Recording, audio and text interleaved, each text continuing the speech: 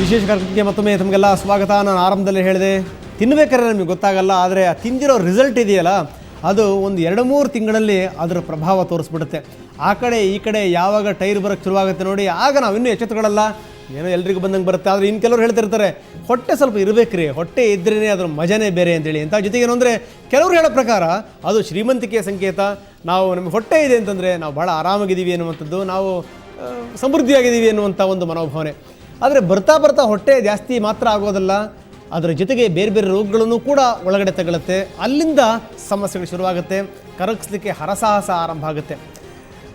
So ಎಷ್ಟು ಕಷ್ಟಪಟ್ಟರು, ಎಷ್ಟು ಪ್ರಯತ್ನ ಪಟ್ಟರು ಹೊಟ್ಟೆ ಮಾತ್ರ 1 ಇಂಚು ಕರಗೋದಿಲ್ಲ. ಇದಕ್ಕೆ ಕಾರಣಗಳೇನು ಅದನ್ನು ಉತ್ತರ ಹುಡುಕುವಂಥ ಒಂದು ಪ್ರಯತ್ನ. ಅದಕ್ಕೆ ಕಾರಣ ಇಷ್ಟೇನೆ, ಬೆಂಗಳೂರಿನಲ್ಲಿ 10ರಲ್ಲಿ 4ವರೆಗೆ ಈ ಬೊಜ್ಜಿನ ಸಮಸ್ಯೆ ಇರುವಂಥದ್ದು. ಬನ್ನಿ, ಇದಕ್ಕೆ ಸಂಬಂಧಪಟ್ಟಂತೆ ಈಗ ವಿಶೇಷ ಕಾರ್ಯಕ್ರಮ ಅದು ಅಯ್ಯೋ ಬೊಜ್ಜೆ.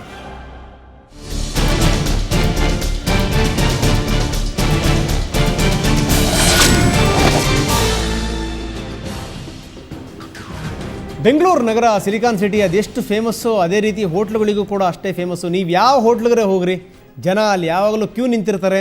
ಜೊತೆಗೇನು ಅಂತಂದರೆ, ಏನಪ್ಪ ಇವರು ಗತಿಯಲ್ಲಿವೇನೋ ಇಷ್ಟೊಂದು ಕಾದುಕೊಂಡು ಅವ್ರು ಯಾವಾಗ ಟೋಕನ್ ಕೊಡ್ತಾರೋ ಆವಾಗ ತಗೊಂಡು ಕೂತ್ಕೊಂಡು ತಿನ್ನುವಂಥದ್ದು. ಅಂದರೆ ಬೆಂಗಳೂರಲ್ಲಿ ಒಲೆ ಹಚ್ಚೋರ ಸಂಖ್ಯೆ ಬಹಳ ಕಡಿಮೆ, ಹೋಟೆಲ್ಗಳ ಮೇಲೆ ಡಿಪೆಂಡ್ ಆಗಿರುವಂಥವ್ರ ಸಂಖ್ಯೆನೇ ಹೆಚ್ಚು. ಹೀಗಾಗಿ ನೀವು ಬೆಂಗಳೂರಿಗರನ್ನು ಯಾರನ್ನಾದ್ರೂ ನೋಡಿ, 10ರಲ್ಲಿ 4 ಜನಕ್ಕೆ ಬೊಜ್ಜಿದೆ ಅನ್ನುವಂಥ ಒಂದು ಮಾಹಿತಿ ಇದೆ. ನನಗನ್ನಿಸುತ್ತೆ ಒಂದು 10ರಲ್ಲಿ ಒಂದು 5-6 ಜನಕ್ಕಾದರೂ ಈ ರೀತಿ ಬೊಜ್ಜಿದೇನೋ. ಯಾರಿಗೂ ನೋಡಿದ್ರೂ ಈ ಬೊಜ್ಜು ಎದ್ದೆದ್ದು ಕಾಣ್ತಾ ಇರುತ್ತೆ. ಇದಕ್ಕೆ ಕಾರಣ ಏನಿರಬಹುದು? ಬನ್ನಿ, ತಜ್ಞರಿದ್ದಾರೆ, ತಜ್ಞರ ಜೊತೆಗೆ ಚರ್ಚೆ ಮಾಡೋದಕ್ಕಿಂತ ಮೊದಲು ಇದಕ್ಕೆ ಕಾರಣ ಏನು ನೋಡೋಣ.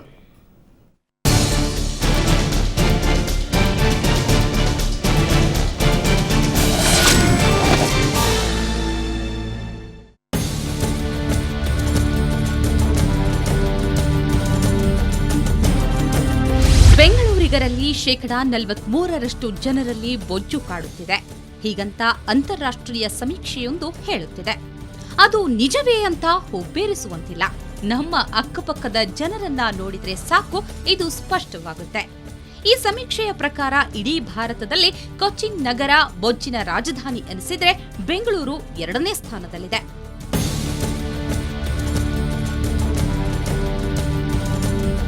ದಿಢೀರನೆ ಬೆಳೆಯುತ್ತಿರೋ ಮಧ್ಯಮ ವರ್ಗ, ಬದಲಾಗುತ್ತಿರೋ ಜೀವನ ಶೈಲಿಯೇ ಈ ಬೊಜ್ಜಿನ ಸಮಸ್ಯೆಗೆ ಕಾರಣ ಅಂತಾರೆ ವೈದ್ಯರು. ನನ್ನದೇ ರಿಸರ್ಚಲ್ಲಿ, ನನ್ನ ಸ್ಟೂಡೆಂಟ್ಸ್ ಮಾಡಿರೋ ಎಲ್ಲ ರಿಸರ್ಚಲ್ಲೂ ಗಮನಕ್ಕೆ ಬರ್ತಾ ಇರೋದೇನಂತ ಹೇಳಿದ್ರೆ, ಎನರ್ಜಿ ಔಟ್ಪುಟ್ಟಿನ ಒಬೇಸಿಟಿಗಿಂತ ಎನರ್ಜಿ ಇಂಟೇಕಿನಿಂದ ಆಗ್ತಿರೋಂಥ ಒಬೇಸಿಟಿ ಜಾಸ್ತಿ ಅಂತಲೇ ಗಮನಕ್ಕೆ ಬಂದಿರೋಂತಹ ವಿಷಯ. ಹಗಲು ರಾತ್ರಿ ಎನ್ನದೇ ಕೆಲಸ, ಪಕ್ಕದ ರಸ್ತೆಗೆ ಹೋಗಲು ವಾಹನ ಬಳಸುವುದು, ಅನಿಯಮಿತ ನಿದ್ರೆ, ಜಂಕ್ ಫುಡ್ ಬಳಕೆ, ಹೀಗೆ ಬೊಜ್ಜಿಗೆ ಕಾರಣ ಬೆಳೆಯುತ್ತಲೇ ಹೋಗುತ್ತೆ. ವಯಸ್ಸು ಹೆಚ್ಚಿದಂತೆಲ್ಲ ಬೊಜ್ಜಿನಿಂದಾಗುವ ಪರಿಣಾಮಗಳು ಹೆಚ್ಚುತ್ತಾ ಹೋಗುತ್ತವೆ. ವಿಶೇಷವಾಗಿ ಮಹಿಳೆಯರಲ್ಲಿ 40ರ ನಂತರ ಬೊಜ್ಜು ವಿಪರೀತ ಹೆಚ್ಚಾಗುತ್ತೆ. ಬೊಜ್ಜು ಹೆಚ್ಚಾದ್ರೆ ರೋಗಗಳು ಸಾಲುಗಟ್ಟಿ ನಿಲ್ಲುತ್ತವೆ. ದಿಢೀರಂತ ಉಸಿರು ಕಟ್ಟಿ ಸಾಯಲೂಬಹುದು ಅಂತಾರೆ ವೈದ್ಯರು. ಈ ಸಮೀಕ್ಷೆಯ ಪ್ರಕಾರ ದಕ್ಷಿಣ ಭಾರತದ ಬೆಂಗಳೂರು ಹಾಗೂ ಹೈದರಾಬಾದ್ ಮಹಾನಗರಗಳಲ್ಲಿ ಹೊರಗಿನ ಆಹಾರ ತಿನ್ನುವ ಅಭ್ಯಾಸದ ಪುಟ್ಟ ಅಂಕಿ ಅಂಶ ಇಂತಿದೆ. ಬೆಂಗಳೂರಿನಲ್ಲಿ ಪ್ರತಿದಿನ 6% ಜನ ಹೊರಗಿನ ಆಹಾರದ ಮೇಲೆಯೇ ಅವಲಂಬಿತವಾಗಿದ್ರೆ, ಹೈದರಾಬಾದ್ನಲ್ಲಿ 14% ಜನ ಜಂಕ್ ಫುಡ್ ಅವಲಂಬಿಸಿದ್ದಾರೆ. ವಾರದ ಲೆಕ್ಕ ಹಾಕಿದ್ರೆ ಬೆಂಗಳೂರಿನಲ್ಲಿ 36% ಜನ ಹೊರಗಿನ ಆಹಾರ ತಿಂದ್ರೆ, ಹೈದರಾಬಾದ್ನಲ್ಲಿ 17% ಜನರದ್ದು ಇದೇ ಕಥೆ. ಇನ್ನು ತಿಂಗಳ ಲೆಕ್ಕದಲ್ಲಿ ಬೆಂಗಳೂರಿನಲ್ಲಿ 22% ಹಾಗೂ ಹೈದರಾಬಾದ್ನಲ್ಲಿ 7%. ಮತ್ತೊಂದು ಅಂಶ ಅಂದ್ರೆ, ಬೊಜ್ಜು ಪೀಡಿತರಲ್ಲಿ 8% ಜನ 20ರಿಂದ 30ರ ವಯೋಮಾನದವರು, 24 ಮಂದಿ 4ರಿಂದ 50 ವರ್ಷದವರು. 50 ವರ್ಷ ಮೇಲ್ಪಟ್ಟವರಲ್ಲಿ ಬೊಜ್ಜಿಗೆ ಸಿಲುಕಿರುವ ಸಂಖ್ಯೆ 29%. ವಿಪರ್ಯಾಸ ಅಂದ್ರೆ, ಬೊಜ್ಜಿನ ಪ್ರಮಾಣ ಹೀಗೆ ಬೆಳೆಯುತ್ತಿದ್ರೂ ಈ ಸಮೀಕ್ಷೆ ಹೇಳುವಂತೆ ಅವರಲ್ಲಿ 22% ಜನರು ಬೊಜ್ಜು ಹೋಗಲಾಡಿಸಲು ಯಾವುದೇ ಕ್ರಮಕ್ಕೆ ಮುಂದಾಗುವುದಿಲ್ವಂತೆ. ಒಟ್ಟಿನಲ್ಲಿ ಬೆಂಗಳೂರಿಗರ ಪಾಲಿಗಂತೂ ಇದು ಎಚ್ಚರಿಕೆಯ ಗಂಟೆ. ಈ ಸಮೀಕ್ಷೆ ಹೇಳುವಂತೆ 10ರಲ್ಲಿ 4ವರಿಗೆ ಬೊಜ್ಜು ಭೂತವಾಗಿ ಕಾಡುತ್ತಿದೆ. ಕಾರಣ ಏನೇ ಇರಲಿ, ತಕ್ಷಣ ಮುನ್ನೆಚ್ಚರಿಕೆ ತೆಗೆದುಕೊಳ್ಳದೇ ಇದ್ರೆ ಆರೋಗ್ಯದ ಗಂಭೀರ ಸಮೀಕ್ಷೆ ಎದುರಿಸಬೇಕಾಗುವುದಂತೂ ನಿಶ್ಚಿತ. ಬೆಂಗಳೂರಿನಿಂದ ರಜನಿ ಎಂಜಿ, ಸುವರ್ಣ ನ್ಯೂಸ್.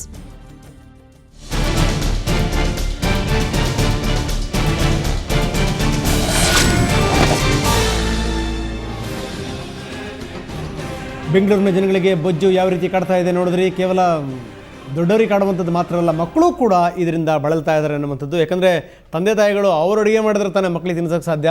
ನೀವೆಲ್ಲಾದರೂ ನೋಡಿ ಪಿಜ್ಜಾ ಬರ್ಗರ್ನ ತಿಂದು ತೇಗ್ತಾ ಇರ್ತವೆ ಮಕ್ಕಳುಗಳು. ಇದೆಲ್ಲದರ ಜೊತೆಗೆ ಕೋಕ್ ಕುಡಿಯೋದಾಗಿರ್ಬೋದು, ಚಿಪ್ಸ್ ತಿನ್ನೋದಾಗಿರ್ಬೋದು, ಇವೆಲ್ಲ ಸರ್ವೇ ಸಾಮಾನ್ಯ ಬೆಂಗಳೂರಿನಲ್ಲಿ. ಇನ್ನು ಬೆಂಗಳೂರಿನಲ್ಲಿರೋ ಮಕ್ಕಳುಗಳು ಹೇಗಿರಬೇಡ ನೀವೇ ನೋಡಿ.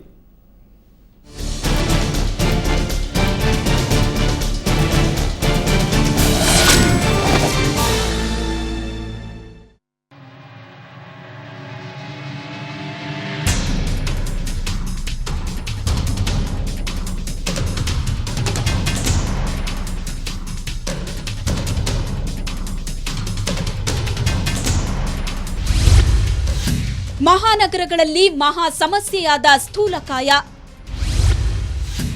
ಮಕ್ಕಳಲ್ಲಿ ಆಘಾತಕಾರಿ ಬೊಜ್ಜಿನ ಪ್ರಮಾಣ, ನಿರ್ಲಕ್ಷ್ಯ ತೋರುತ್ತಿರುವ ಪಾಲಕರು. ಹಳ್ಳಿಗಳಿಗೆ ಹೋಲಿಸಿದ್ರೆ ನಗರ ಕೇಂದ್ರಿತ ಮಕ್ಕಳಲ್ಲಿ ಬೊಜ್ಜಿನ ಸಮಸ್ಯೆ ಹೆಚ್ಚಿದೆ.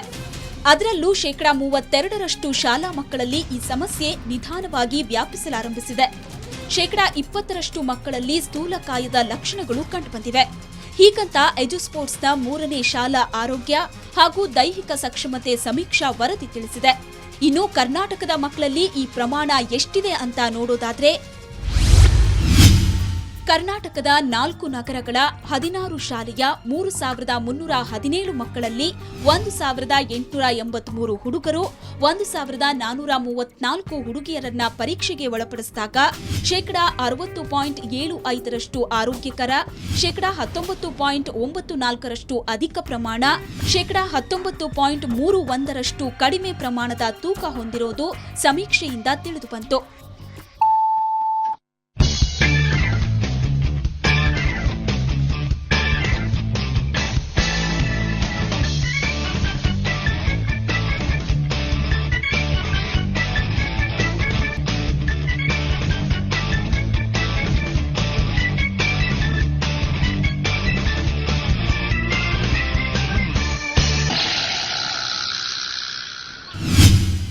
ಮಕ್ಕಳಲ್ಲಿ ಹೆಚ್ಚುತ್ತಿರುವ ಬೊಜ್ಜಿಗೆ ಕಾರಣ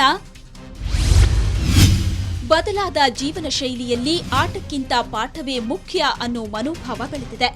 ನಗರಗಳಲ್ಲಿ ಆಟದ ಮೈದಾನಗಳ ಕೊರತೆ ಸಹ ಇದೆ.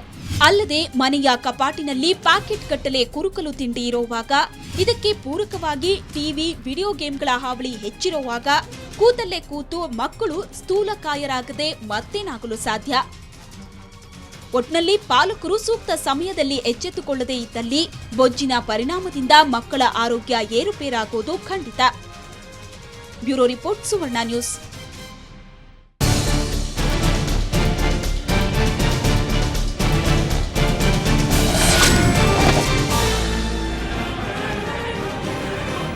ಇದಕ್ಕೆ ಸಂಬಂಧಪಟ್ಟ ಮಾತಾಡಲಿಕ್ಕೆ ತಜ್ಞರಿದ್ದಾರೆ, ವೈದ್ಯರಿದ್ದಾರೆ, ಜೊತೆಗೆ ಬಹಳಷ್ಟು ಕಷ್ಟಪಟ್ಟು ತಮ್ಮ ದೇಹವನ್ನು ಕರಗಿಸಂಥವರು ಕೂಡ ಇದ್ದಾರೆ. ಅವರೆಲ್ಲರ ಅನುಭವಗಳೇನು ನೋಡೋಣ ಸಣ್ಣ ವಿರಾಮದ ನಂತರ. 55% ಮಕ್ಕಳು ದಿನವೊಂದರಲ್ಲಿ 1 ಗಂಟೆಯೂ ದೈಹಿಕ ಚಟುವಟಿಕೆಗಳಲ್ಲಿ ತೊಡಗಿಕೊಳ್ಳುವುದಿಲ್ಲ. ಸದಾ ಸಂತುಷ್ಟ, ಸೋಮಾರಿ ಕ್ಷಣಗಳಿಗೆ ಜೋತು ಬೀಳುವುದರಿಂದಲೇ ಬಾಲ್ಯದಲ್ಲೇ ಬೊಜ್ಜು ಸಹ ಬೆನ್ನು ಬೀಳುತ್ತದೆ.